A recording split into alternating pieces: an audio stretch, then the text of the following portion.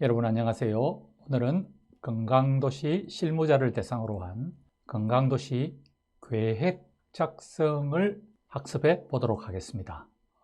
이 영상은 한국건강정책개발원과 순천향대학교 WHO 협력센터가 준비한 영상인데, 저는 WHO의 지침서를, 건강도시 지침서를 가지고 이 교재를 준비하였습니다. 저는 고신대학교 고광욱 교수입니다. 이 학습 과정에는 좀 사전 지식이 필요합니다. 우리 지침서 내용의 앞부분에서 나와 있고, 이미 여러분이 앞의 학습 과정을 통해서 알고 계시는 거지만은, 건강도시란 무엇이고 전반적인 목표가 무엇인가 하는 것을 알고 있어야 하겠습니다. 좁은 의미의 어떤 보건 분야 계획과 다른 점 중에 하나가, 먼저 이 건강도시는 협치, 거버넌스를 목표로 해서 정책의 공조와 모든 정책에 건강을 반영하여서 건강의 불평등을 줄이고 그 도시만의 혁신적인 그런 대안을 추구한다는 그런 목표가 있습니다. 따라서 이 건강도시를 추진하는 것은 실무자 혼자서 하는 것이 아니라 실무자를 중심으로 해서 운영위원회와 사무국과 핵심 조직이 같이 관여하여서 파트너와 함께 좋은 사례를 비롯한 근거를 찾아서, 그래서 그 파트너와 함께 현재의 그 도시의 상황을 참여적으로 분석을 해서 중장기 계획을 수립하고, 그것이 계획대로 잘 되었는지 평가를 하게 되는 그런 순서를 밟게 되겠습니다. 그리고 이 전략계획 안에는 그 도시의 우선 과제가 무엇인가를 파악을 하고 여러 분야가 협력해서 실행 계획을 수립하고, 그리고 또 모니터링과 평가로까지 이어진다는 것이 우리가 이때까지 봐왔던 지역보건의료계획이나 한 분야만의 계획과의 차이점이라고 하겠습니다. 자, 그렇다면은 이 건강도시의 중장기 전략계획을 수립하는 절차를 한번 살펴보겠습니다. 먼저 그 도시에서의 우선적인 문제가 무엇인지를 파악을 해야 되겠죠. 이 파악을 하는 데 있어서는 실무자 혼자서 하는 것이 아니라 우리 보건의료 분야뿐만 아니라 관련 기관과 함께 이 우선 문제에 대한 추가 분석을 해서 어떤 정책이나 어떤 프로그램을 도입을 했을 때 효과가 있을 것인지 검토를 하거나, 또는 이미 나와 있는 좋은 어떤 정책이나 프로그램이 없으면은 새롭게 만들어내야 되는 경우도 있겠습니다. 그래서 이 건강도시의 중장기 전략 계획에는 어떤 내용이 들어가냐 하면은 그 도시가 추구하는 전반적인 어떤 비전, 또 목표, 또 원칙, 그리고 어떤 분야부터 개선을 할 것인지, 그렇게 해서 장기적인 또는 단기적인 목적과 대상을 포함시키고, 그러면은 실제 이분들을 변화시키기 위한, 이 대상을 이 목적에 따라 변화시키기 위한 여러 분야가 함께하는 실행 계획을 개발하게 되겠습니다. 그래서 우선 이 전략계획, 중장기 전략계획이란 것은 다른 모든 분야와 함께 지침이 되는 마스터 플랜의 역할을 하는 것을 중장기 전략계획이라고 부릅니다. 자, 그래서 결국 실무자가 포함된 이 사무국과 건강도시 운영위원회가 상황을 분석해서 이 상황에 따라서 위의 내용을 가지고 전략계획에 대한 초안을 마련하면은, 그 다음에는 이제 검토와 협의가 이루어지겠죠. 협의는 보통 시민들을 대상으로 해서 공청회를 열기도 하고 설명회를 열기도 하고, 그렇게 해서 최종 수정본이 완성이 되면은 승인을 거쳐 배포를 하게 되겠습니다. 그 도시만의 힘으로 좀 힘이 부족할 때는 한국건강개발원이나 또는 순천향 WHO 협력센터나 또는 우리 대한민국 건강도시 협의회나 학술위원 등 여러 전문가의 도움을 구할 수도 있겠습니다. 자, 그러면은 한번 실제 전략계획을 수립하는 연습을 한번 실제 사례를 들어서 한번 해보도록 하겠습니다. 우리 스태평양 건강도시 지침서에서는 이 내용이 건강도시로 가는 길이라고 해서 가상의 한 지역을 예시로 들어서 이렇게 보여주고 있습니다. 자, 그래서 첫 번째는 먼저 우리 도시에서, 귀하의 도시에서 가장 중요한 건강도시를 위해서 해야 할 우선 과제가 무엇인가를 이렇게 한번 적어보는 것이 첫 번째 할 일이 되겠습니다. 자, 그렇다면 예를 들어서 우리 지역에서는 경제가 가장 큰 문제다, 교육이 문제이다, 건강이 문제이다, 환경이 문제이다, 또는 지역사회가 잘 조직되어 있지 않다. 우리가 건강의 사회적 결정 요인이라고 해서 보면은 크게 본다면은 건강이란 것은 이 소득하고 매우 밀접한 관련이 있죠. 제대로 교육을 받아서 제대로 된 경제 활동을 할 때, 그리고 좋은 환경에서, 그리고 이웃 관계가 아주 원만하거나 그럴 때 건강 수준까지 올라간다는 건강의 사회적 결정 요인들이 거의 10개 이상 이미 알려져 있는데, 만약에 우리 지역에서 제일 중요한 문제는 이게 경제가 위축되어서 이게 큰 영향이 가는 것 같다, 그리고 교육 문제가 아주 심각하다, 그리고 건강 문제와 환경 문제와 지역사회 문제, 이렇게 5개의 과제가 있다면은 이 우선순위 5개에 대해서 그렇다면 구체적으로 뭐가 문제인지 거기에 대한 과제들을 한번 이렇게 도출을 해보는 것이 좋습니다. 물론 이 과정도 실무자 혼자서 하기보다는 여러 분야의 실무 태스크포스나 이렇게 모여서 하는 것이 좋겠죠. 예를 들어서 일자리가 너무 부족하다든지, 특정 분야의 산업이 아주 약화되어 있다든지, 교육에 있어서는 의무교육 이수율이 낮다든지, 또는 이렇게 중퇴율이 높아서 제대로 고등교육으로 올라가지를 못한다든지, 또는 구체적인 흡연이나 신체 활동이 그 지역의 결과론적인 건강 문제라든지, 또는 그 지역에서 뭔가 이렇게 난개발이 이루어지고, 그리고 용지가 부족해서 좋은 주거 환경을 마련하지 못하여서 주거 환경이 악화되어 있다든지, 또는 이런 취약계층들이 특정 지역에 이렇게 몰려 있어서 지역사회의 아주 바람직한 지역사회 관계가 형성이 되지 못한다든지, 그래서 첫 번째 이런 우선순위에 따른 2-3가지의 과제를 이렇게 도출하는 이것이 전략계획을 수립하는데 아주 중요한 과정이 되겠습니다. 우리 지역보건의료 계획 같으면 보통 이제 이런 걸 도출을 할 때 객관적인 어떤 광역이나 국가에 비해서 그 지역의 객관적인 지표나 순위를 가지고 보통 이런 걸 도출을 한다든지, 아니면은 주민들을 대상으로 한 주관적인 설문조사를 통해서 그 의견을 종합한다든지, 더 여력이 되면은 외부적인 그 도시가 처한 기회나 위협, 또는 내부적인 그 도시의 강점이나 약점까지, 그래서 강점과 약점을 strength, weakness, SW라고 하고, 기회와 위협은 또 threat, opportunity. 그래서 이런 객관적인 여건이나 주관적인 의견 조사나 외부적인 기회와 위협과 내부적인 강점과 약점, SWOT 분석이라고 하는데, 어쨌든 그런 것을 종합을 했을 때 그 지역의,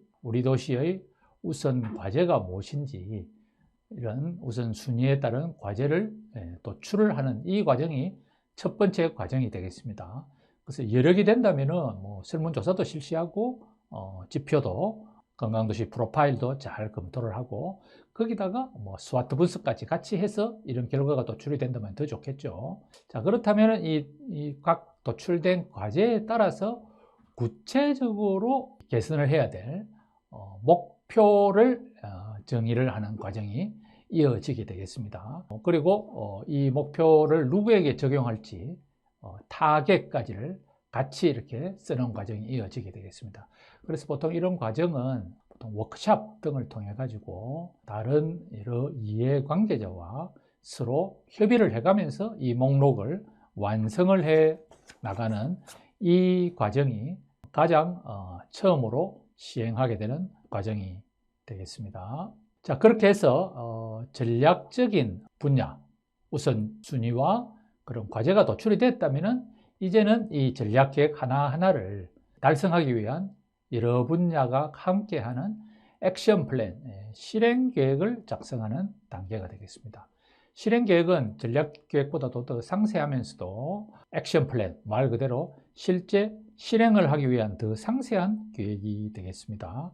그래서 보통 참여적 공동 계획을 수립하기 위해서는 참여하는 각 기관의 담당자를 지명을 해서 계속해서 협의를 해 나가도록 합니다. 자, 그래서 앞에 연습에서 파악했던 과제에 대한 세부 목표를 여기 보이시죠? 자, 실행 계획을 짤 때는 앞에서 막연한 어떤 전략적인 각 과제에 대해서 더 구체적인 목표를 이렇게 도출을 하게 되겠습니다.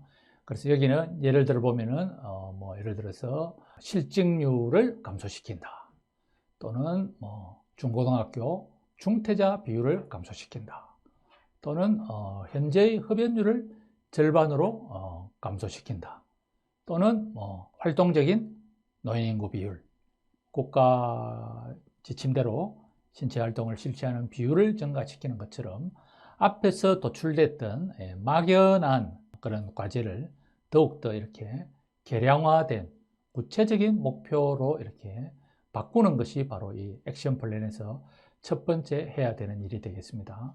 그러려면은 이미 앞에서 여러 가지 상황 분석을 통해 얻은 정보를 더 깊이 있게 분석하고 검토하면서 더 구체적인 목표를 만들어내야 되겠죠. 이 목표들도 그냥 네 가지를 그냥 한꺼번에 하는 것이 아니라, 그럼 이 네 가지 중에는 뭐가 제일 중요한지, 실제 해결 가능성은 뭐가 높은지, 또는 관심의 정도는 어느 것이 가장 높은지 해서 보통은 이렇게 하나, 둘, 세 가지, 이게 해결 가능성이 있는 건지, 단체장이나 주민의 관심이 높은 건지, 안 그러면 실제 이게 많은 부담을 주고 있어서 중요한 건지, 여기는 이렇게 세 가지 기준을 예를 들어 놨는데 정하기 나름입니다.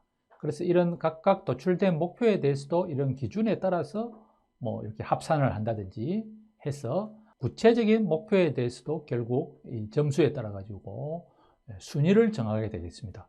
그래서 이런 세 가지 사항에 따라서 합산을 해보면은 결국 이 지역에서 가장 시급한 과제는 노인들이 이렇게 앉거나 기대거나 누워있는 사람이 많고 활동적인 생활을 하지 못하는 게 1위가 되겠고, 그 다음에 흡연율을 절반으로 떨어뜨리는 그런 것이 2위가 되겠고, 그리고 취업률이나 또는 중퇴율 등을 가지고 이런 목표에 있어서도 역시 우선순위를 정하게 되겠습니다.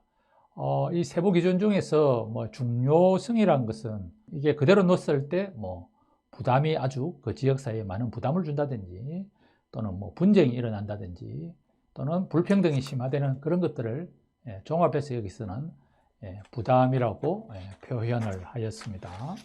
자, 그래서 다음 슬라이드를 보면은, 그래서 우리 실행위원회에서 활용할 수 있는 좋은 도구를 하나 설명을 하고 있습니다. 그 지역에서 막연한 우선 과제를 도출해서 이렇게 목표를 만들려면은 어떤 것이 문제인지를 알아야 되는데, 그런 문제를 찾아내는 아주 좋은 도구를 하나 여기서 소개를 하고 있습니다. 즉, 지금 눈에 보이는 이 문제의 근본적인 원인을 파악을 해서 이 우선순위를 설정하는 이런 목표를 도출하기 위한 과제를 찾아내는 아주 유용한 방법이 바로 여기 보여주고 있는 나무와 줄기 나무 그림이 되겠습니다.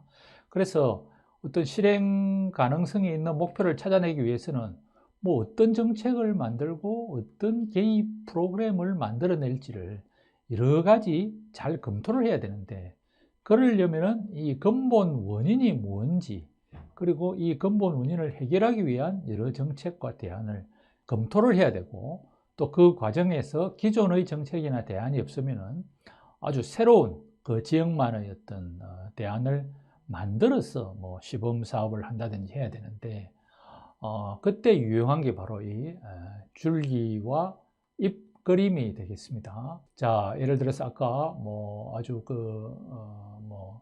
노인들의 활동적 생활을 하는 노인의 수준이 낮다고 했을 때, 그러면 왜 그 지역사회에서 어르신들이 그렇게 활동적인 생활을 하지 못하고 있는가를 여러 가지를, 첫 번째 이 굵은 가지에서부터 시작해서 여러 가지 문제를 이렇게 다 분야, 다른 분야의 분들과 함께 이렇게 가지를 치면서 찾아 나가는 과정이 되겠습니다. 크게 본다면 뭐 안전 문제가 될 수도 있고, 환경 문제가 될 수도 있고, 또는 갈 곳이나 프로그램이 적은 문제도 되겠고, 여기 있는 예시 프로그램 내용들은 각 문제의 내용들은 각 지역마다 다를 수가 있습니다. 우리나라를 예를 들어 보면은 예를 들어서 강원도나 제주도가 우리의 생각과는 달리 비만율이 가장 높은 이유 중에 하나가 뭐냐 하니까, 밤이 되면은 어디 어두우니까 도심지와 달리 갈 곳이 없다든지, 또는 마을이나 주거지 주변에서 이렇게 보행과 관련해서 쉽게 접근을 할 수 있는 환경이 부족하다든지, 또는 그 지역에 프로그램이나 이런 걸 운영할 수 있을 만한 강사가 부족하다든지, 그래서 그 지역에 비만이 높고 만약에 신체 활동이 부족하다 그러면 그 원인이 뭔지를 찾아보면은 각 지역마다 고유한 문제들이 다 숨어 있는 경우가 많습니다. 제가 살고 있는 곳 같으면은 어느 정도 좀 이렇게 교통기관에 환승이 되기는 하는데, 거기에 노숙인들이 이렇게 누워서 조금만 시간이 늦으면은 가기가 꺼려진다든지 하는, 그래서 큰 문제부터 시작해가지고 그러면 이 문제를 초래하는 원인은 뭔지를 계속해서 이렇게 가지를 쳐서 문제를 찾아 나가다 보면은 계략적인 여러 가지 문제점들이 이렇게 드러나게 되고, 그런 것들을 중에서 아까 중요하면서도 실행이 가능한 문제를 가지고 목표를 수립을 하게 되는 것입니다. 자, 그렇게 해서 어느 정도 과제가 만들어지고 실제 실행을 하기 위한 목표까지 만들어졌다면 이제는 그 목적과 목표를 달성하기 위한 지표까지 설정을 하면 더 좋을 것입니다. 그래서 기존에 활용 가능한 이미 나와 있는 여러 가지 프로그램이 있다면 그런 것들을 기준으로 하든지, 또는 타 지역의 사례를 가져와 가지고 합리적이면서도 달성 가능한 수준의 수치화된 어떤 목적과 목표, 그와 관련된 지표까지 설정을 하면 더욱더 좋을 것입니다. 흡연을 하는 사람들의 비율이라든지, 또는 신체활동 기준을 달성하는데 그 중에 예를 들어서 신체활동 기준에 보행률을 목표로 할 것인지, 지표를 유산소 신체활동만 할 것인지, 근력운동도 같이 할 것인지, 이런 지표들까지 같이 설정을 하게 되면 더더욱 유용한 계획이 될 것입니다.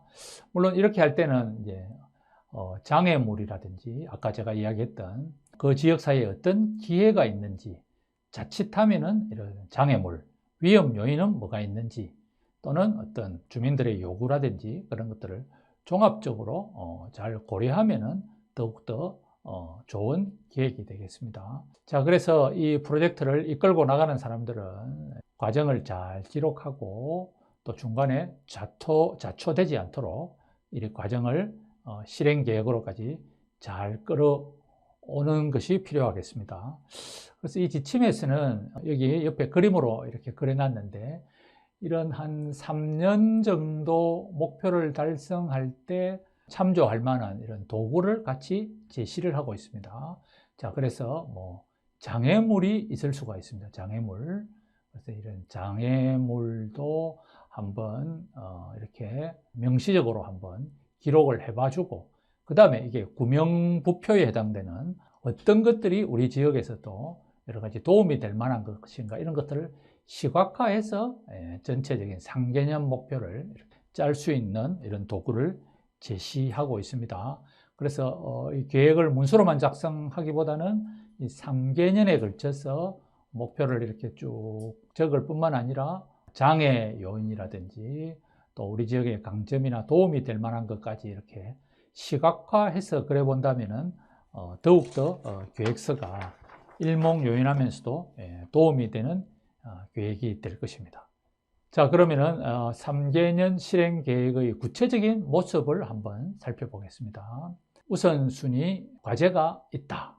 그러면은 이 우선순위를 달성하기 위한 여러 가지 아까 나무와 잎 그림을 통해 가지고 여러 가지 방법이 있는데 그 중에서 어떤 전략을 가져올 것인가.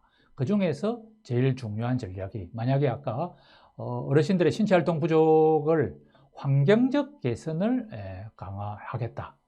그 다음에 뭐 지역사회에 안전 문제를 가져오겠다 하면은 그럼 이거를 1차 년도와 2차 년도와 3차 년도에 걸쳐서 어떤 순서에 따라서 진행을 할 건지를 여기다가 기록을 해보게 되겠습니다.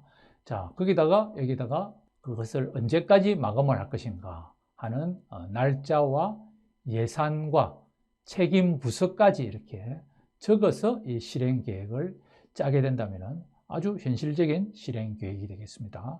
그래서 실행 계획의 모습은 목표, 그리고 이 목표를 해결하기 위한 전략은 무엇이고 그 과정에서 어떤 지표를 달성할 것이고 어떤 기관이 언제까지 얼마만큼의 예산을 가지고 추진할 것인가를 기록을 하게 되면 바로 3개년 실행 계획이 완성이 되게 되겠습니다. 자, 그 다음에 이제 거의 마지막에 돼 가는데, 그럼 이런 일을 하기 위해서는 이 건강도시 계획은 결국 여러 가지 관련 기관과 함께 일을 해야 되는데, 그렇게 하기 위해서는 결국 그 지역 사회에 어떤 파트너가 있는지를 잘 찾아내야 되겠죠. 그래서 이 파트너를 막연하게 머릿속으로 생각하는 것만 하기보다는 여기 예를 들면 아까 나왔던 노인 신체활동 부족과 관련된 것을 논의를 하기 위해서는 뭐 공원과 관련 부서가 필요할 수도 있고 복지관과 관련되는 부서도 필요할 수 있을 것이고 주민센터라든지 노인들의 주거와 관련된 부서도 필요할 것이고 지역마다 이제 파트너의 종류는 다 다를 것인데 이 파트너를 찾아내는 아주 시각적인 방법을 하나를 소개를 하겠습니다.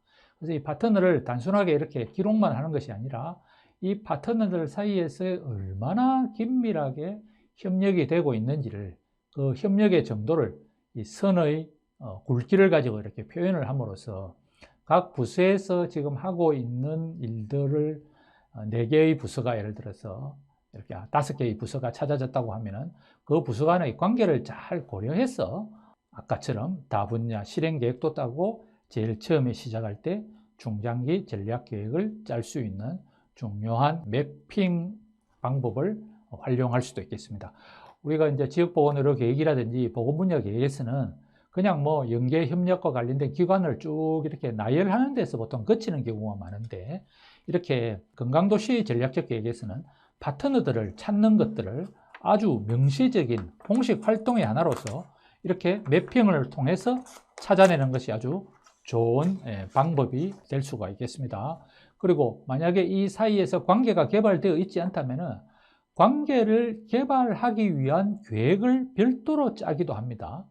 관계를 개발하기 위한 계획을 보통 이제 옹호 계획이라고 하는데 예를 들어서 뭐 면담을 한다 또는 간담회라는 회의를 한다 또는 뭐 공동으로 뭐 워크숍을 한다 해서 이런 관계를 개발하고 이 파트너와의 어떤 관계를 명시화해서 전반적인 상황도 같이 참여적으로 분석을 하고 또 전략계획이나 실행계획을 같이 짜는 것이 건강도시 전략계획과 실행계획의 가장 큰 차이점이라고 하겠습니다.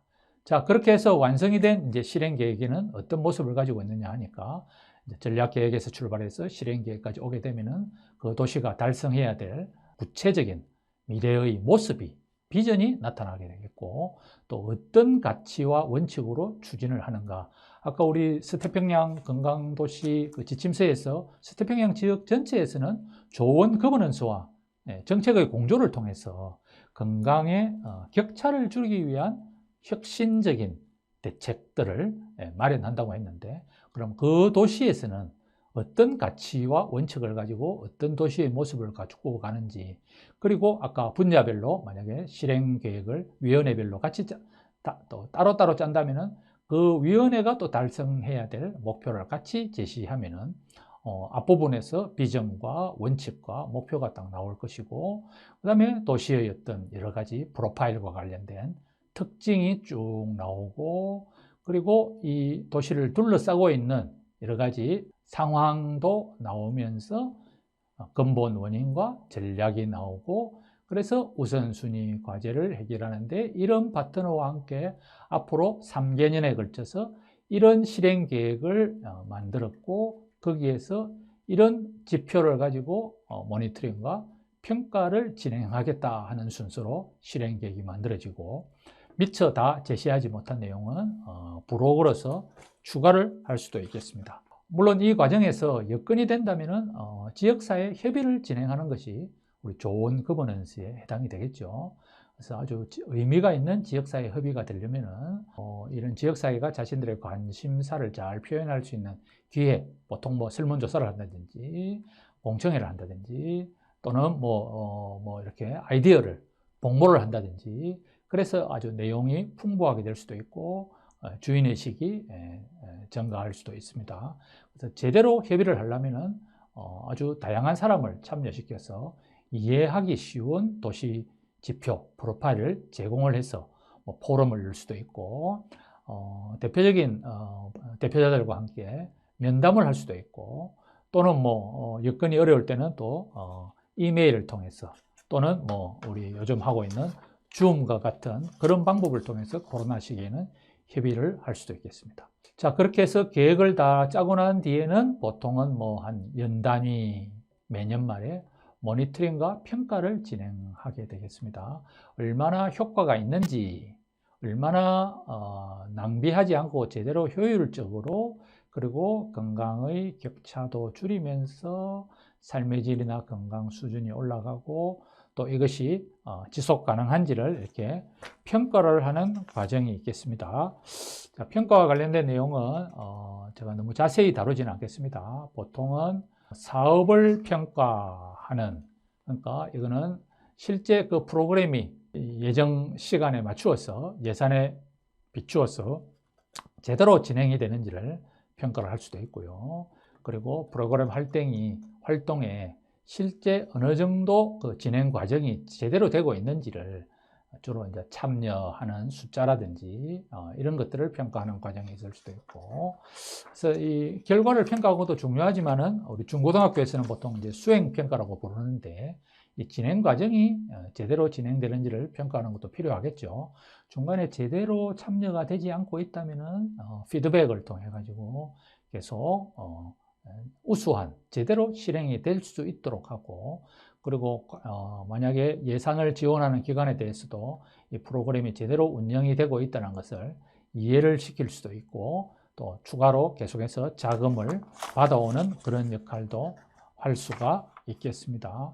자, 그렇게 해서 마지막에는 이제 결과 평가인데, 이 건강도시 평가는 인과관계의 추정이 쉽지만은 않습니다.